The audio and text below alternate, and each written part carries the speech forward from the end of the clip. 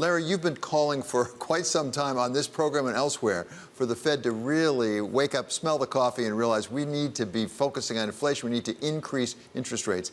They took a big step in that direction this week. Was it enough? They did, and I was glad to see it. I think they're recognizing that they're behind the curve. I think they've still got a long way to go. They've got a long way to go in forecasting realistically. I just don't believe that it is plausible that we're going to have 3 years of 3.5% unemployment while inflation falls precipitously.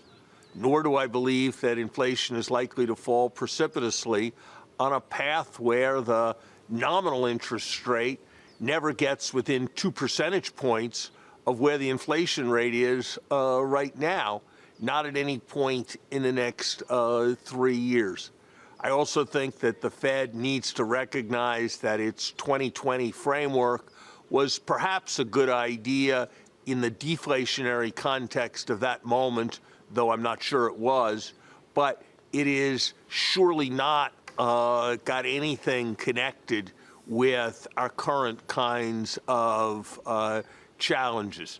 So perhaps institutions adjust with some gradualism, so perhaps we're moving in the right direction, but I think there's a long way to go, and I don't think the Fed has really done all that will be necessary to preserve its credibility in the face of the substantial inflation that I think is likely to come to us in recent months. You know, I just had a chance to review what is the best data on wages, the data from the Atlanta Fed. And depending on which of the indices you use, how you weight the data and so forth, on some measures, wage inflation is now getting close to 7%. And that is just not consistent with the kind of places that we want to go in terms of inflation. So, Laurie, to focus very specifically on inflation, which you've been asking us to do now, as I say, for over a year, if you take a reasonable projection of inflation out over the next year, 2 years, what kind of Fed funds rate do we need to get it down? I mean, clearly, we need to get into a positive real yield number. And what do you need to get the rates to be in order to really have the rates be higher than the inflation rate? Here's the problem with FedThink, David. They assume 2% long-term inflation, and then they say that the neutral rate is 2.4, and then they say, look, we're going to raise rates to 2.7, so we're going to be above the neutral rate, so aren't we great? But the problem is that that whole calculation is based on the assumption that we're going to get inflation down to 2, and they don't provide a basis for believing that. A simpler and more direct way to think about it is to say that when inflation goes up, if you just raise interest rates as much as inflation went up, then you're not changing real interest rates at all. If you want to tighten policy, you have to raise interest rates by more than inflation went up. We used to be a 2% inflation country. Now we're almost certainly a 6% inflation country, and on some measures we're an 8% inflation country. And so we've got to raise interest rates by more than 4 percentage points. We've got to raise them by 4% to stay neutral. And we probably have to raise them more than that. So I think ultimately we're going to need a 4 or 5% interest rates, levels they're not even thinking of as conceivable. Now, the reason for this is that they believe, as do many, to be fair to them, in the markets, that the main problem with Team Transitory was the marketing, not the reality. So they think inflation is going to come way down without any action on their part to bring it down. Maybe. I see rental inflation, which is 40% of the core CPI, is likely to rise substantially this year. I see more bottlenecks coming as China gets into very substantial lockdown. I read a story this morning about airline prices really taking off as people start to travel again. There are numbers suggesting low medical care inflation prices, but every hospital in the country is desperately short on nurses and other medical personnel. So I don't think we can count on the transitory inflation view, and I don't think we can count on the restraint they're providing, because by the standard measures, they're not meeting the test of providing any restraint on their path.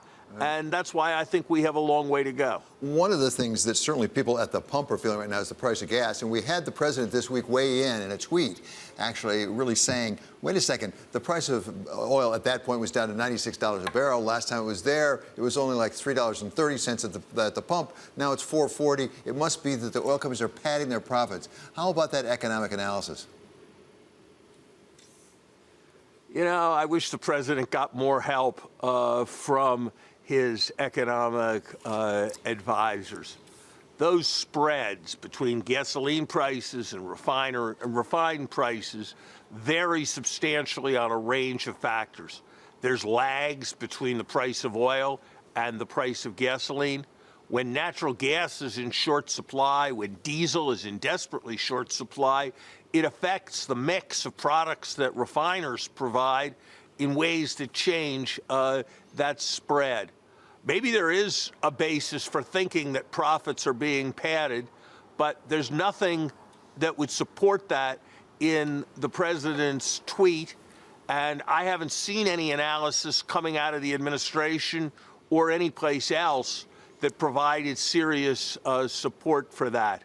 Look, at a time when we have a war to fight, at a time when energy security is a central issue for us, at a time when over time we're going to have to cooperate with our energy companies on the necessary transition away from fossil fuels, I think we should be very careful about accusing them of bad behavior unless we've got clear evidence. Now, the administration may have clear evidence, and if so, I'll be the first to admit that and to want to look and evaluate the evidence.